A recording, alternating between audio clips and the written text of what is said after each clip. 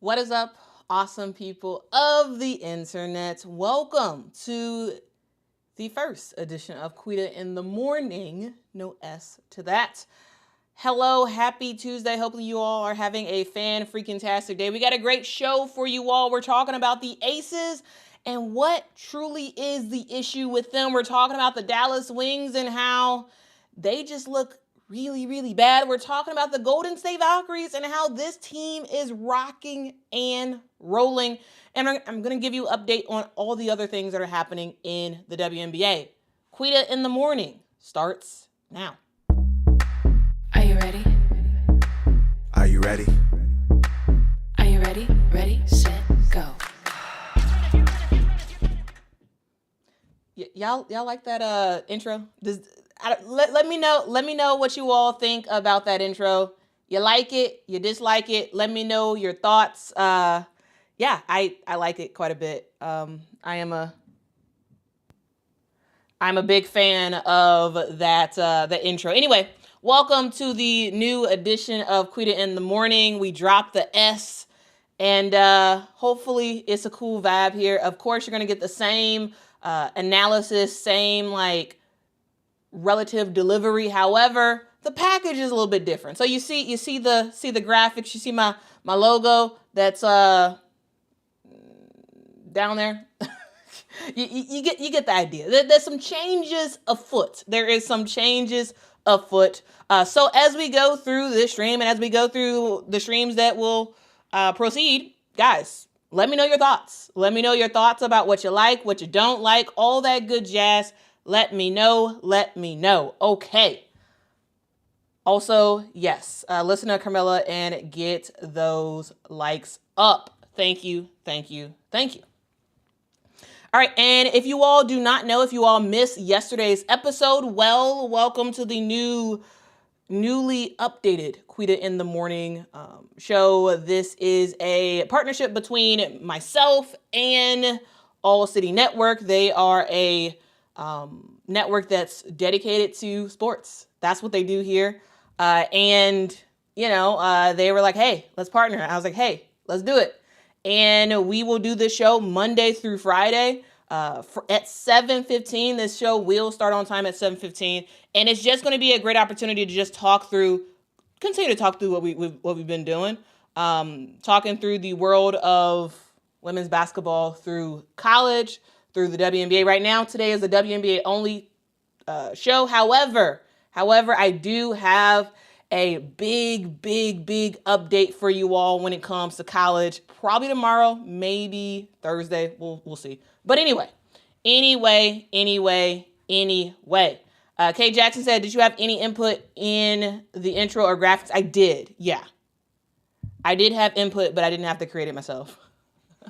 Because y'all don't want me creating that stuff myself. Anyway, let's get to the first topic of the day, and it involves the Las Vegas Aces. Also, if you all could, please make sure to hit that like button. Also, please make sure to share this on social media, Reddit, YouTube, Twitter, all that good jazz, because as this thing grows, as we make this thing happen, more good things can happen for the awesome people of the internet. All right.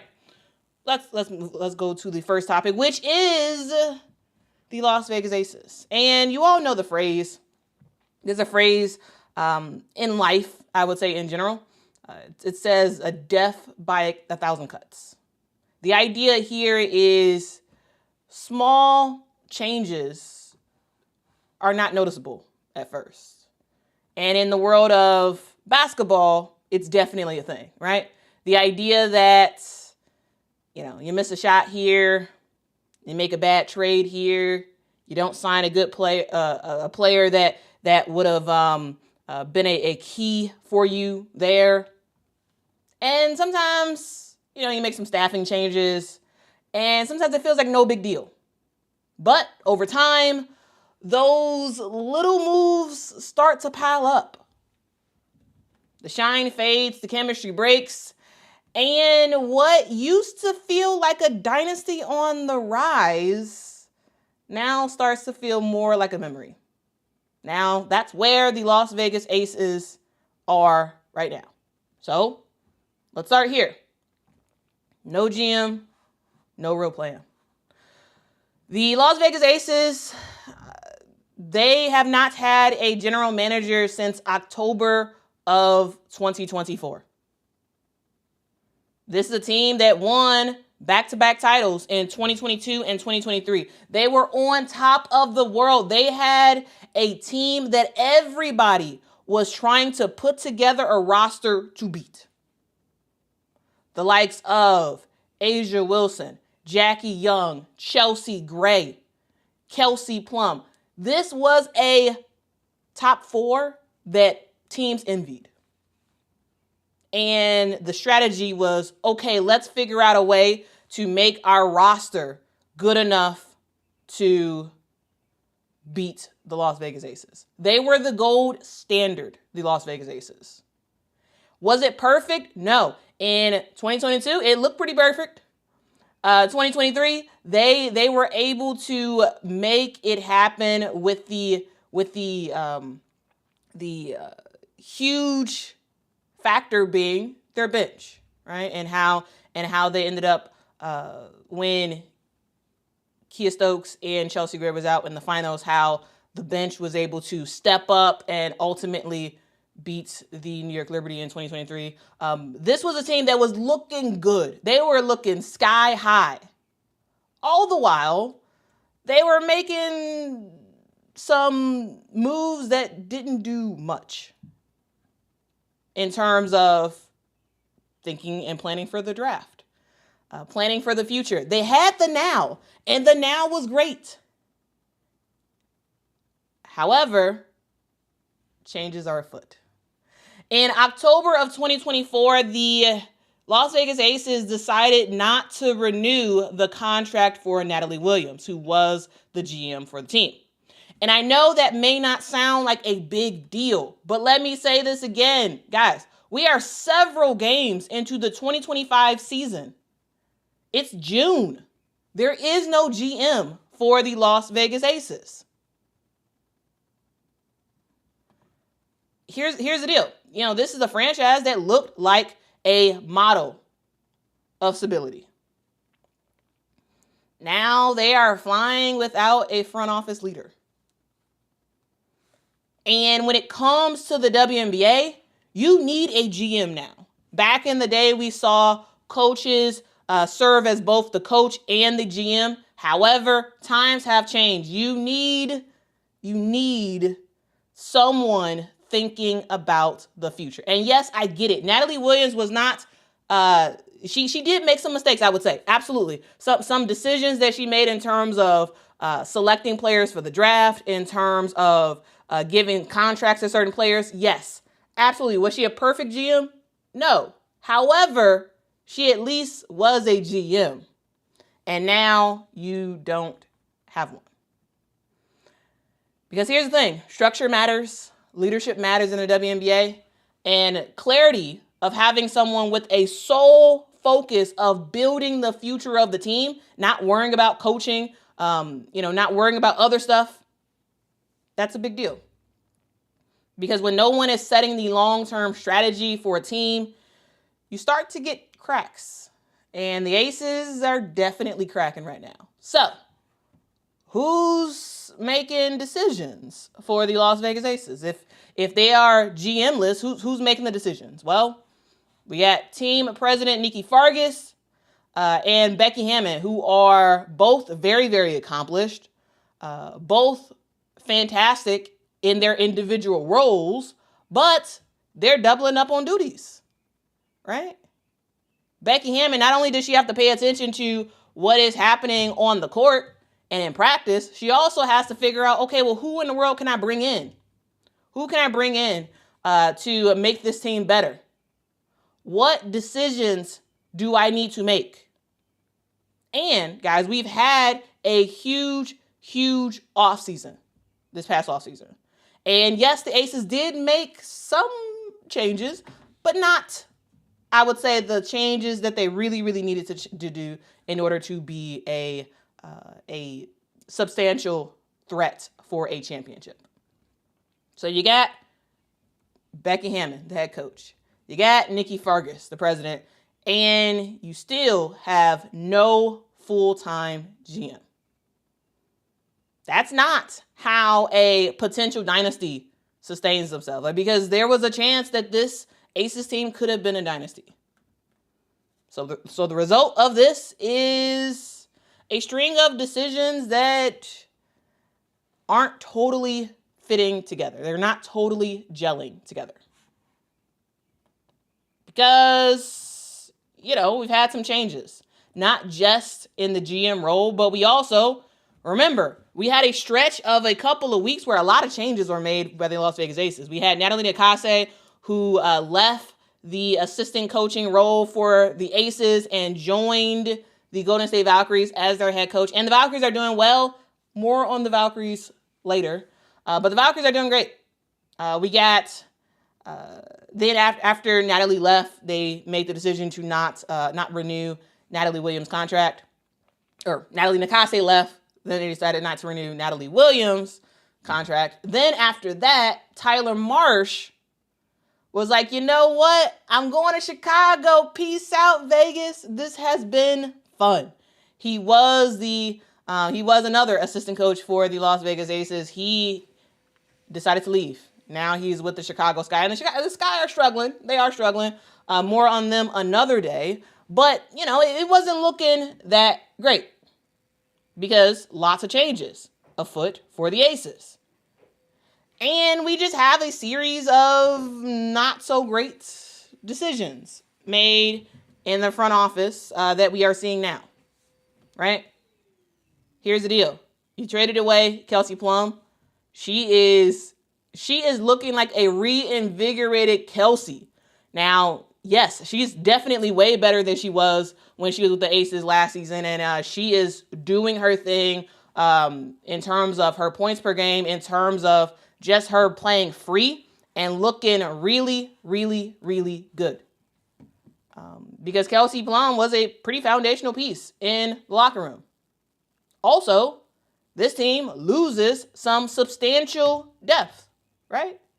You didn't retain Tiffany Hayes or Alicia Clark, two veterans who played a huge role in the Las Vegas Aces identity.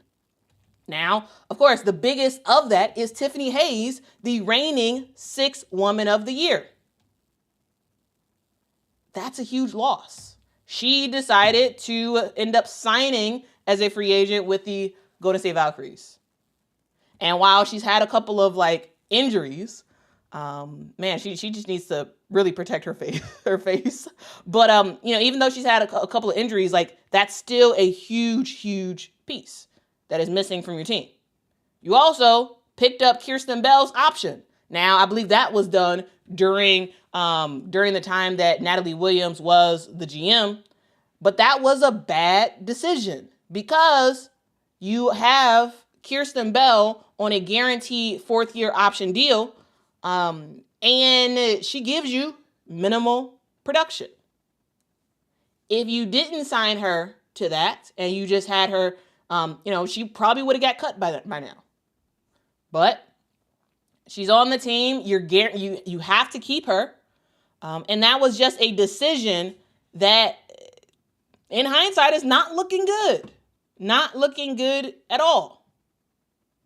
You sign Cheyenne Parker-Tyus because you're like, you know what? We need some more offensive post play. We got Kia Stokes, who is a great defensive player, but on the offensive end, we need more help. We need more help for Asia Wilson. So you sign Cheyenne Parker-Tyus, and that's fantastic. But a little bit after you sign her, she announced that she's pregnant, so she will be out for the majority of the season.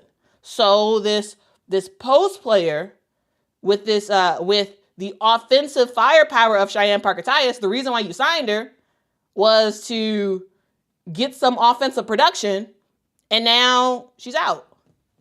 You got Elizabeth Kitley, but I don't think Elizabeth Kitley is ready just yet. Then you bring in Jewel Lloyd. You trade for Jewel Lloyd. You do a 3-team trade between the Seattle Storm and the Los Angeles Sparks, and you get Jewel Lloyd.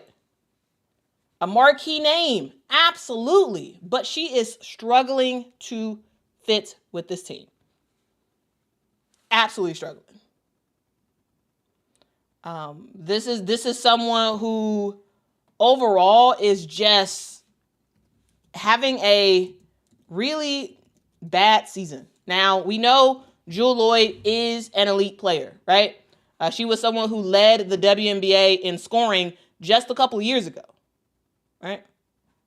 In 2023, Jewell Loyd averaged 24 points a game.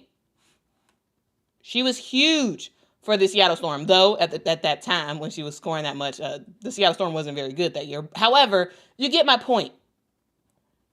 Last year, she was on a slight downturn, averaging only around 19 points a game. And this year, she has done a nosedive. So far, in 7 games, Jewell Loyd is only averaging 9.4 points a game. That's a huge loss for the production that you expected to get from Jewell Loyd. And you got Kia Stokes, who defensively is really good. Absolutely. Kia Stokes is defensively a great player. However, you need more offense. You need more support for Asia, because Asia's getting doubled, tripled, all that good stuff. And it would be helpful to have another post player that could bring some minutes.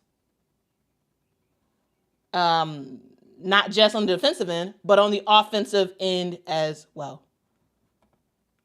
And you don't have that. Right? You don't have that. And this Aces team is starting to have a lot of cracks. Starting to have a whole lot of cracks. And it's a wonder of, okay, well, what does the future look like for the Las Vegas Aces?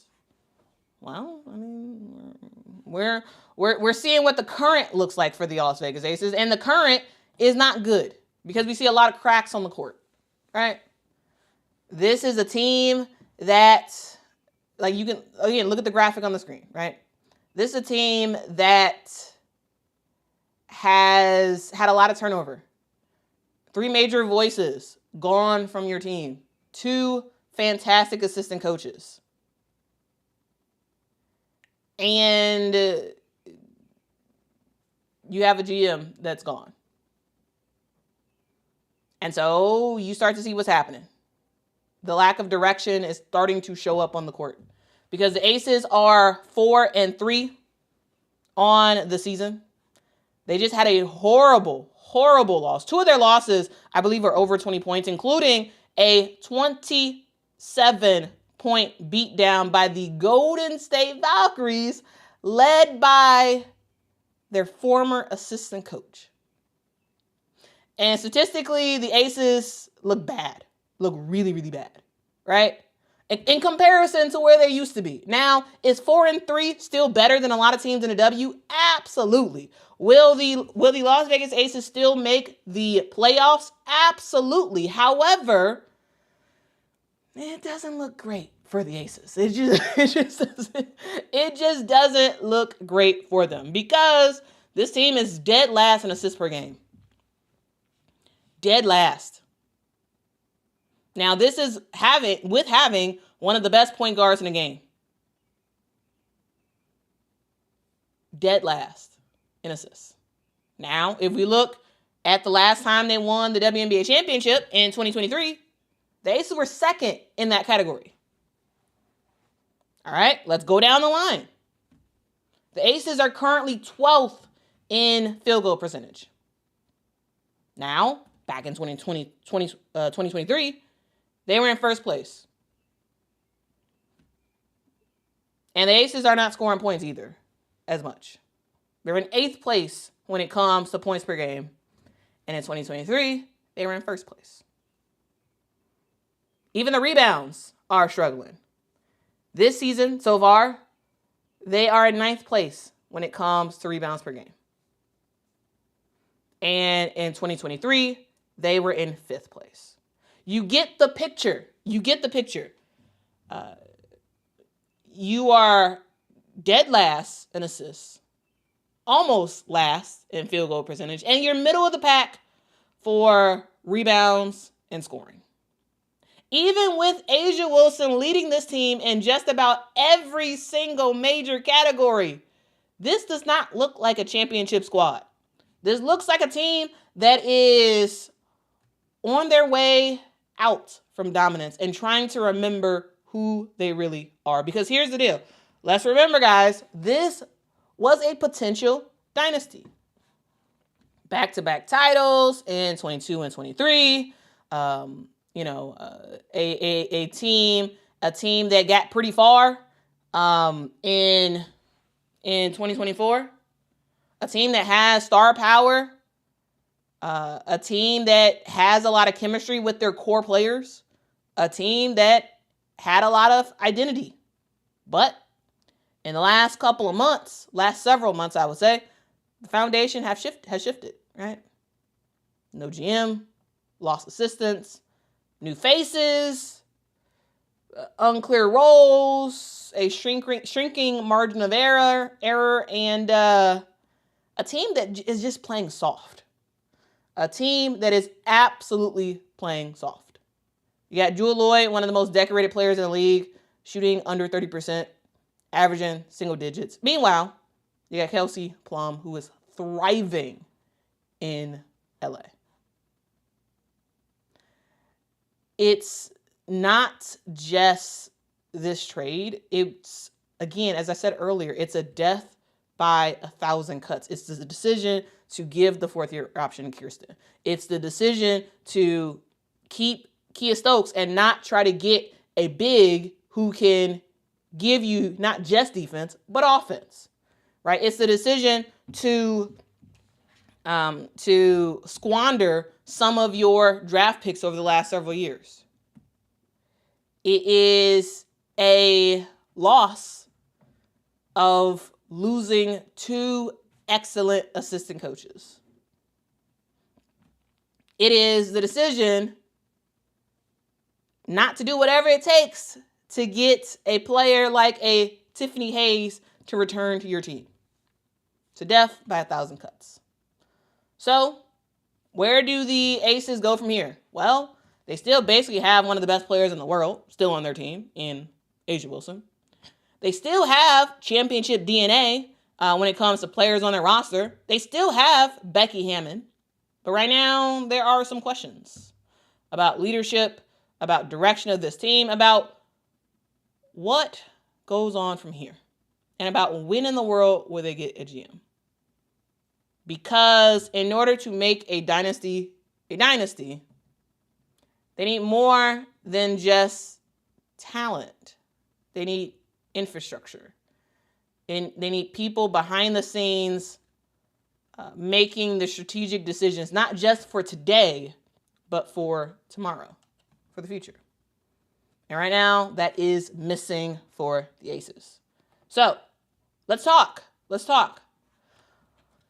Do you think that the Aces are in a rough patch, or do you think we're watching the slow erosion of one of the league's greatest teams? I want to open up the floor for you all's comments and hear what you all have to say, because I just wanted to lay out the situation in Vegas, which is not very good. Now, again, is Vegas better than a lot of teams in the WNBA? Yes. Are the Aces still likely going to make the playoffs? Yes. Is this team still going to be a scary team to watch in the playoffs? Yes. However, are they looking weaker than they have in the last several years? Yes. So that's kind of what I wanted to talk about in this stream. Okay. All right. Now let's get to your comments. Again, put your comments in the chat about this topic, and yeah, we'll talk about it. Grump says, just a bump. Vegas too big to fail. Well, I mean, I guess it depends on what you consider failing. I mean, Vegas is a team that has goals of pretty much championship or bust a lot of times. So like, I don't know.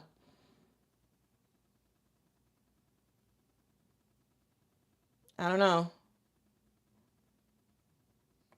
Tisha says Tiffany Hayes is significantly underrated. Actually, she is great on both ends of the court. And even when she's not directly contributing on the stat line, she affects a lot. Facts. And that's why last season we saw Tiffany Hayes retire from the WNBA and then get a phone call from the Las Vegas Aces saying, hey, we need you. And after the season started, she joined this team and missed several of the early parts of the early games. However, she ended up having a great season with the Las Vegas Aces. A fan-freaking-tastic season, actually. You know, it's a thing. It is absolutely a thing. And yeah, I do think that some people may index on overinflate Kelsey Plum and you know lower down the effect of Tiffany Hayes for sure.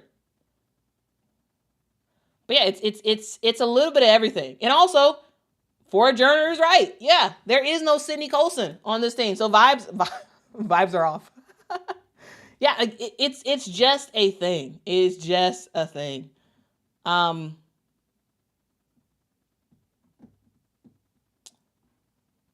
K Jackson says, I hope the Aces figure it out before it's too late. Yeah.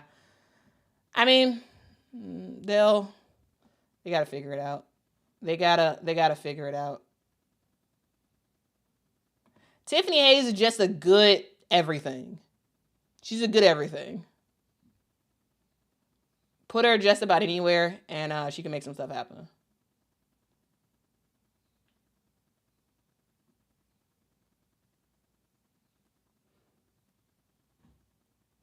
Ramon says they have multiple Olympians. They do. Yeah, they do.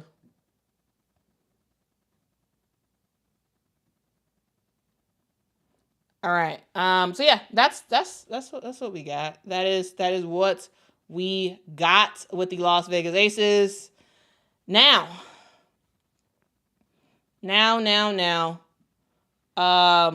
Tisha says as long as the Aces make the playoffs, they will be fine.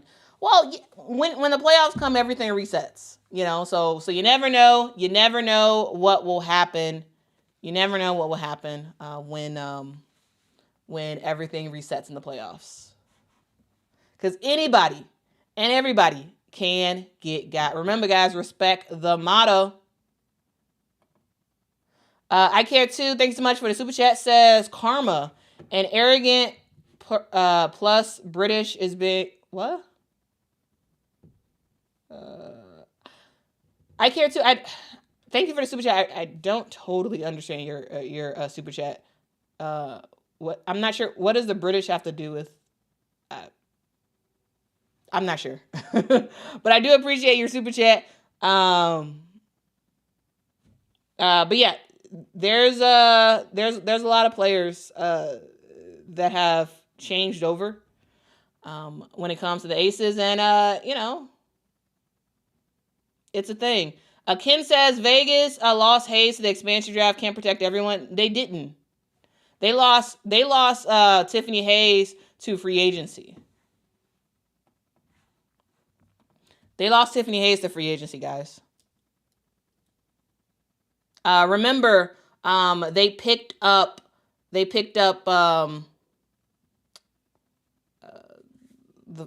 Kate Martin in the expansion draft. All right. Yes, please help this channel out by hitting that like button. Hit that like button. It really does help the channel out a whole lot. All right, next up. Let's move on to the next topic. All right, and we are talking about the Golden State Valkyries, guys.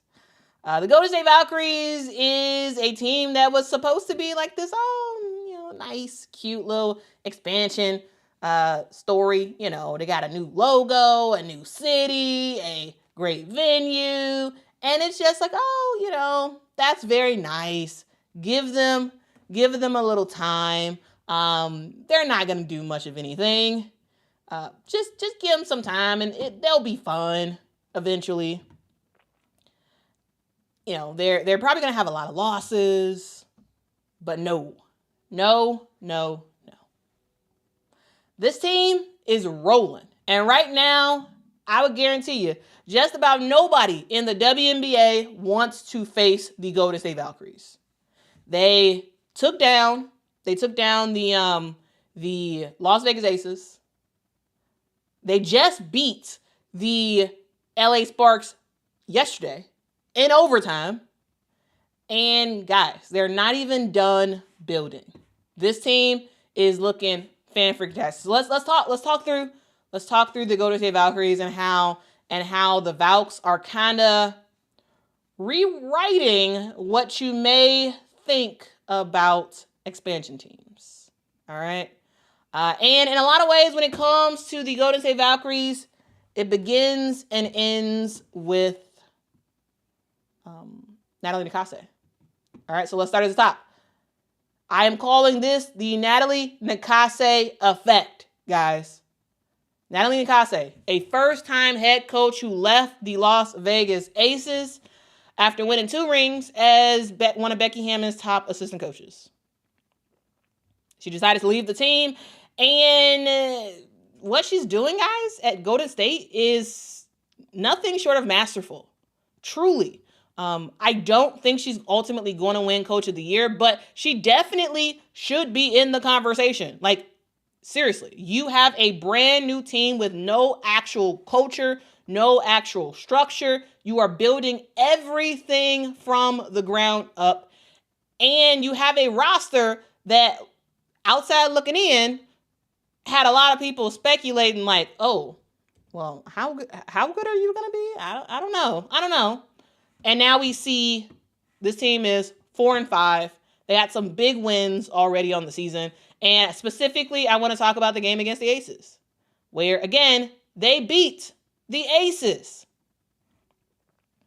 Not just in a normal game, right? It wasn't just like we're gonna take on our former team and make some stuff happen. Also, the score was 95-68. Slight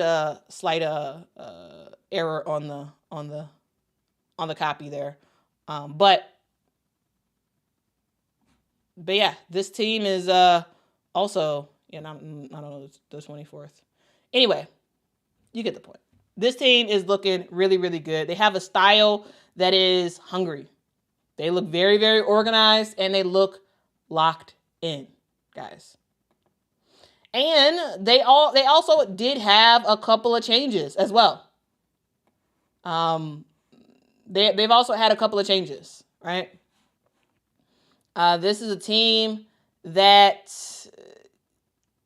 recently made some moves. They're not even fully settled yet. A couple of days ago, the Valkyries announced that they made a couple of changes to their roster. They decided to waive Kara Linskins completely.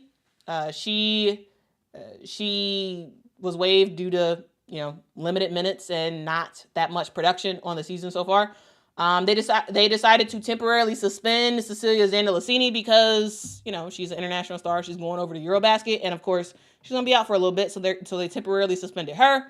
And stepping into the spotlight is Letitia Amihir, former South Carolina Gamecock. A very high pick in 2023. And she just signed a rest of the season contract. She was great in preseason. She actually averaged around like 12 points during the preseason game. She shot very efficiently, and she didn't make the cut for the final team. But she's back. She's back, and she's a very versatile player. who can play just about any role on the court, like one through 4, I would say she could probably do. And she already knows the system, which is very helpful. And she's going to be a major piece moving forward for the squad. She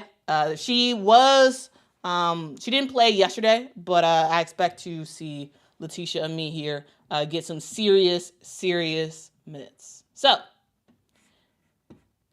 I've been talking about the Golden State Valkyries and how good they are and yada, yada, yada. But who's doing it? Who's doing the work? Who's stepping up for the Golden State Valkyries? Well, it's everybody, guys. You got Janelle Salon, who has been masterful as well. This is someone who yesterday, I believe, scored a career high, 21 points, 8 rebounds in yesterday's win against the Sparks, again in overtime. You got Timmy Fag-Binley, who in that game against the Sparks had a double-double, 14 points, 13 rebounds, including 8 offensive rebounds. You got Carla Late, who was big time in this game, 15 points. And you got Kayla Thornton, who continues to show up and show out for this team. 18 points, 11 rebounds. She continues to rock out. Then you got the likes of Julie Van Loo and Veronica Burton, who is passing that basketball, right? Yesterday, Julie had 8 assists. Veronica had 6 assists. They were absolutely doing their thing. Absolutely. Because sometimes it's not all about scoring, right? You can have a not so great scoring night like Julie Van Loo had yesterday and still make an impact on your team by passing the basketball and limiting your turnovers. And that's exactly what she did. And Veronica Burton kept getting to the free throw line, and she was was crazy. I was like, man, she had 9 points and 7 of those points was from the free throw line for Veronica Burton. So she was doing her thing. And then you got Kate Martin, who not yesterday, but the game against the Aces, Kate Martin did pretty well. She did pretty well in that game with 12 points against the Aces. Now yesterday I don't think she scored yesterday. But you get my point. There's a lot of players stepping up for the Las Vegas Aces. And that's because this is a team that is built different. They are absolutely built different. This is a team that, isn't just competing. They are trying to win. And they're playing with heart. Again, they beat the Las Vegas Aces pretty badly. They beat LA yesterday in I believe their first overtime game. And this is a team that out-rebounded LA. They had 46 points in the paint. This is a team that shot atrociously from the three yesterday. Like, they couldn't hit really anything from the three. 5 of 32 from the three-point line. But it didn't matter because they were finding other ways to win. That is not luck. That is culture. That is fight with this team. And it is really, really cool to see. Yeah, Terrence, the Valkyries are deep. They are. And yeah, Shamika, I do like the rivalry between the Sparks and the Valks. You got to make it happen.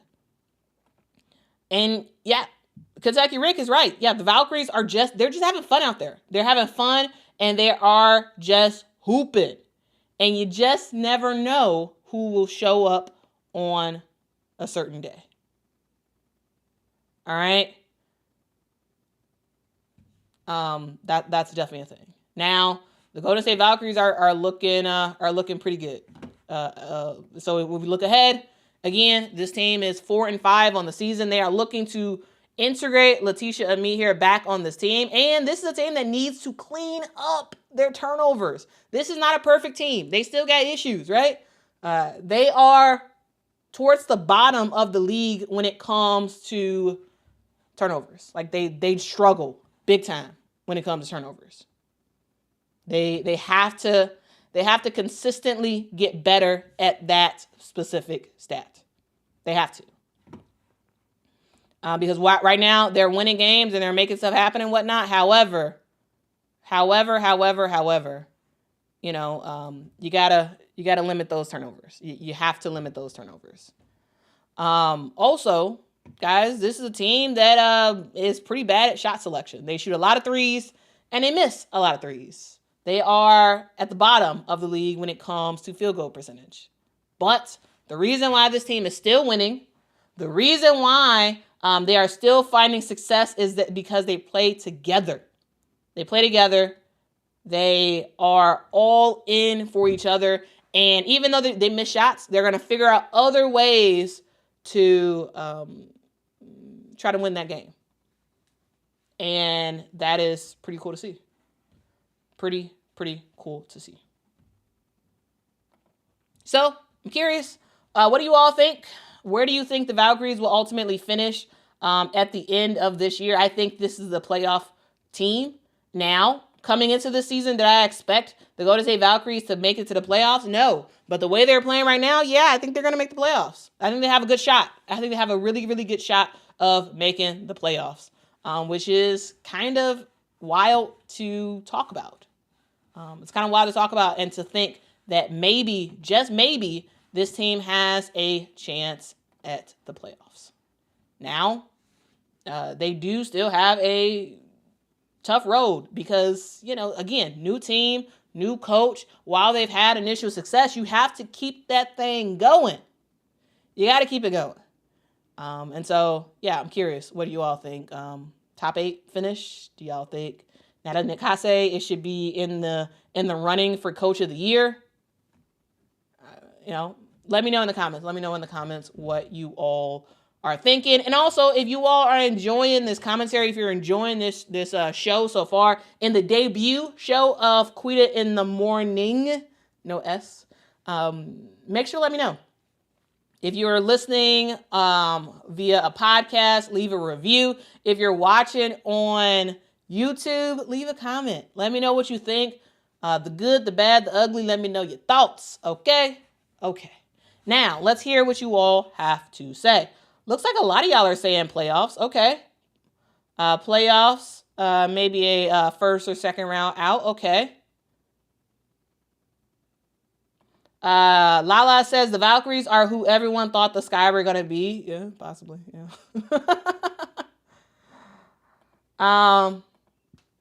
Marcia says, yes, I'm surprised by how well the Valkyries are doing.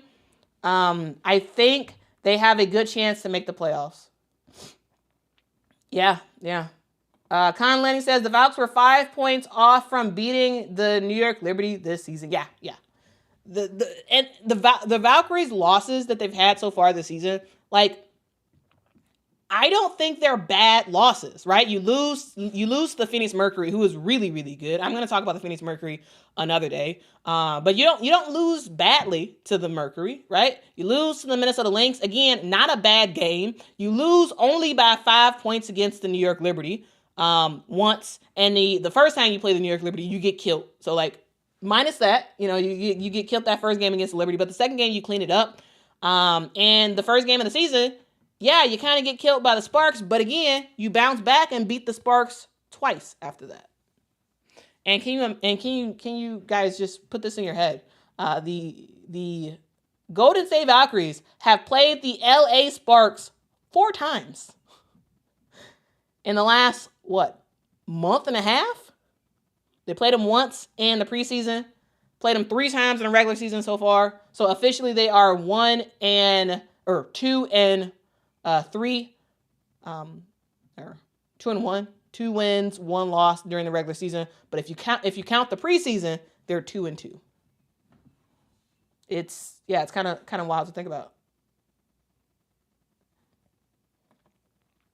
All right, so a lot of y'all are saying they're gonna make the playoffs. Okay.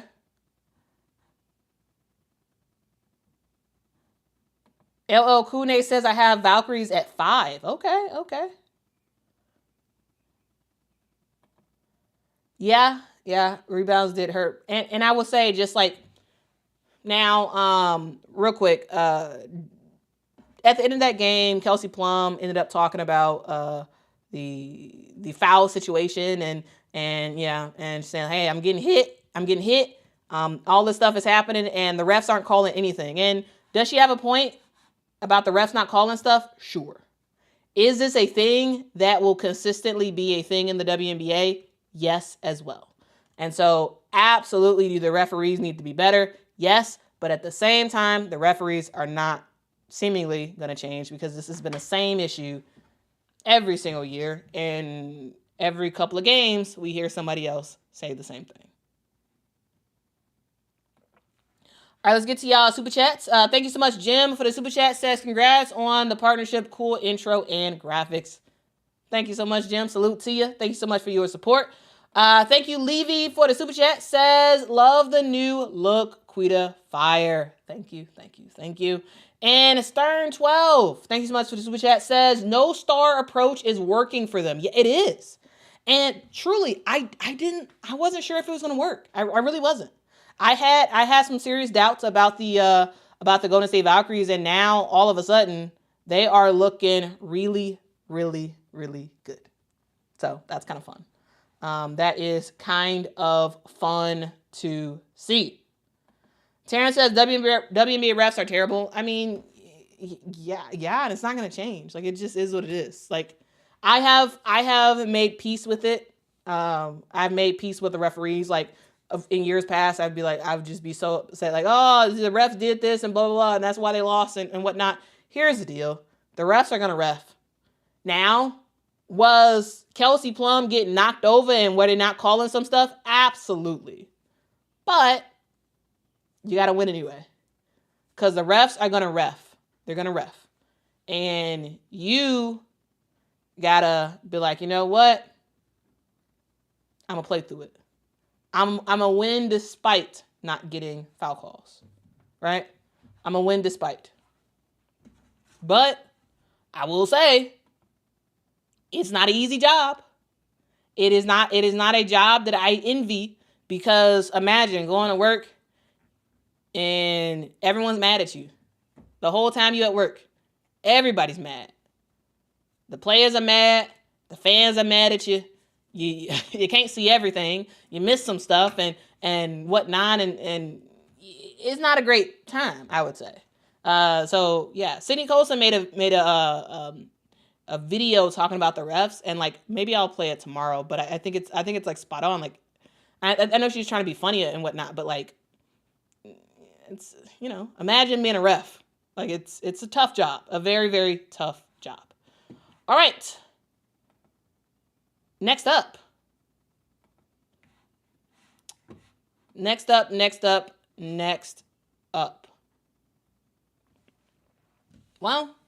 let's talk about the Dallas Wings. Let's talk about the Dallas Wings because there's something going on with this team. They're the number one pick in the 2025 WNBA draft. Paige Beckers was cleared from concussion protocol, but she's not playing. And the Dallas Wings are looking worse than what we imagined. Now, what exactly is happening with this team? Let's kind of talk about it. Let's kind of talk about it here. All right. Well, one, the concussion thing. I call it kind of a mystery because we don't know exactly the exact hit that caused Paige Beckers to have a concussion, but it started after the Dallas Wings' first game against the Chicago Sky. She ended up having a great game that day where she, 15 points, 8 assists. Like she did her thing. 3 blocks, 3 steals. Like she stuffed the stat sheet. But afterwards, she told the team that she had a headache. She saw a doctor, and a little while later, we found out that she had a concussion. So she entered concussion protocol. That sidelined her for a couple of games. And, she missed the Chicago game, again, the second Chicago game, the Seattle game, LA. But then it was like, boom. June 8th comes. Paige Beckers is cleared. She's cleared from concussion protocol. However, she didn't return. Because while she was cleared from concussion protocol, the team announced that she actually has an illness. She has a unrelated illness. And head coach Chris Koklanis is saying that it's not super serious, but they're being cautious about it. So her status for this week's games is going to be unclear of sorts. And here's the deal. This team is a nightmare. All right, without Paige and without really a point guard, because remember, Ty Harris is out as well. This team looks bad. This team looks really, really bad. Now, coming into the season, like Paige is having a pretty good year, I would say. Now is she taking the WNBA by storm? No. But is she having a good year where she's effective and whatnot? Yes. So far on the season, she's averaging 14.7 points a game, 6.7 assists per game, where she's towards the top of the WNBA in that stat, right? She's played in 6 games because, again, she's missed some games due to concussion and now illness. And she's doing pretty good. Now, the tough part is that Dallas still looks terrible. They still look terrible. In the one game that Dallas won this season, we saw both Paige and Arike play really well, right? They destroyed the Connecticut Sun because everybody's destroying the Connecticut Sun. But they beat them 109-87. And in that game, we saw a fan-freaking-tastic performance from Paige Beckers, who returned to Connecticut, right? She had 21 points in that game. And Arike Gumbawale, added in 19 and was huge on the defensive end for Dallas. And so when you play against one of the worst teams in the WNBA, you win. So they win that game, and then they proceed to go back to losing. And it's like, okay, what is going on with this team? This team is 1-9 on the season. 1 win on the season, 9 losses. And players are clearly frustrated. When you look at the bench, when you look at timeouts, when you just look at this Dallas Wings team, they look, maybe defeated is not the right word, but they don't look happy. They look frustrated. I don't think that the coaching is there yet. I think that that there is a disconnect between Coach Chris Koklanis and the actual team. This is a team that the strategy that Chris is running is just not working. You have players who are just very, very frustrated. You have Arike Gumbawale, who's having a pretty bad year. Like she's struggled severely with consistency. Like the one game where she really had a breakout game, that first game against Chicago where she had 30-something points, Dallas lose that game. And also, we haven't seen a ton of consistent play from Arike Gumbawale. And it's just not good. Not good all around. And yeah, body language is bad. This team, they don't look happy. They don't look like they are fully bought in to this team. And also, a thing to note is that this team is going to be missing their 2 centers. They're going to be missing Tierra McCowan, and they're going to be missing Luisa Geisel-Soter, who will be competing in Eurobasket. So these players Tierra, I believe, is already gone, and Luisa will be gone shortly, but they'll both return by early July. And the thing is, this is already a team that actually does not start their traditional center. And they can get killed down low. This is a team that they weren't good before. They're going to be even worse now, I think, because you don't have that tall presence off the bench, and it just doesn't look good. It just doesn't look good for the Dallas Wings. They are trying to figure it out. Dejanay Carrington is having way more of a bigger load, I would say. You're playing players like a JJ Kennerly and whatnot who may not have a shot on any other team, but has a shot with your team because, again, not much else is happening with your squad. You got just players chucking up stuff and players just not playing well. And you have a team that is losing a whole bunch of games. Losing a lot. And if the Sky, or if the Dallas Wings want to be better than the Sky, if they want to be better than the Connecticut Sun, if they want to be better than other teams, other bottom teams in the league, they got to win some games. They got to win some games. And it seems like maybe they're losing the locker room. Maybe Coach Chris Koklanis is not necessarily what they need, because from what I've seen in some of the clips and whatnot, seems like Nola Henry is starting to lead the squad. And assistant coaches absolutely do have elevated roles and whatnot, and that's important. But yeah, it's a thing. Anyway. All right, guys, we are going to wrap it up for today, but I do want to just do this real quick. If it ended today, what would happen? I just want to take a quick glance at who I would select for my postseason awards if the season ended right now. My MVP would be Nafisa Collier, of course, because she's amazing. My Rookie of the Year would be Kiki Ira-Afen. Defensive Player of the Year would be Asia Wilson, though huge nod to Natasha Cloud. But I don't think a guard will win Defensive Player of the Year. So that's why I'm going more on Asia on that front. Most improved player for sure is Alicia Gray, who is having a breakout season.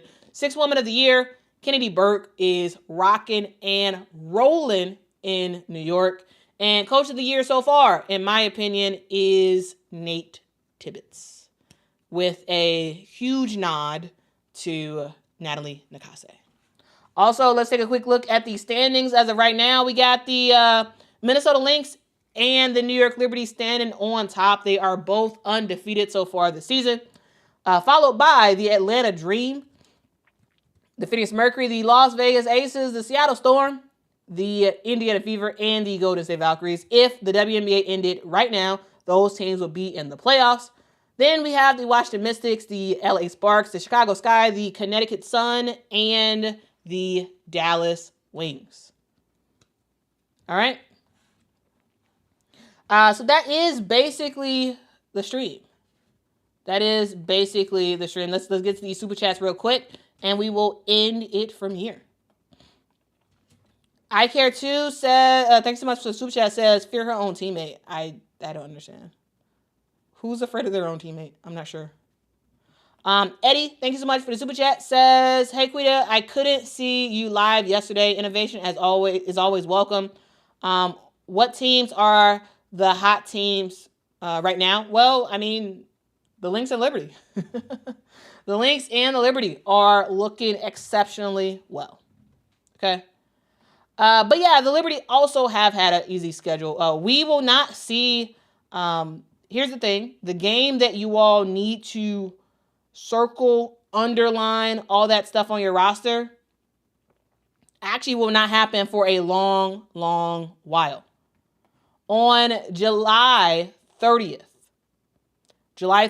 put that on your calendar, July 30th at 7 p.m. Central Time, 8 p.m. Eastern Time, we will see the New York Liberty take on the Minnesota Lynx. Finally, those two Goliaths will collide, and we'll ultimately see who can win. That's the big game. Because yes, I would say yes, New York and And I would say also Minnesota have had like easier starts to the year. But that game, that battle between those two, that'll be on ESPN. That'll be the big one that will kind of help to determine some stuff. All right. That'll help to determine some stuff. All right, guys. That's the stream. That's the stream. Again, I thank you all so much for rocking with me. Make sure to hit that like button. Make sure to hit that subscribe button.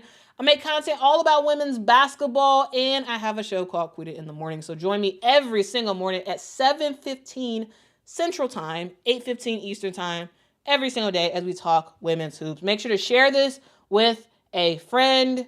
Share this with a foe. Share this with anybody. And make sure to rate this if you're listening on podcasts. And yeah, have a great day, guys. Guys, y'all have a great one.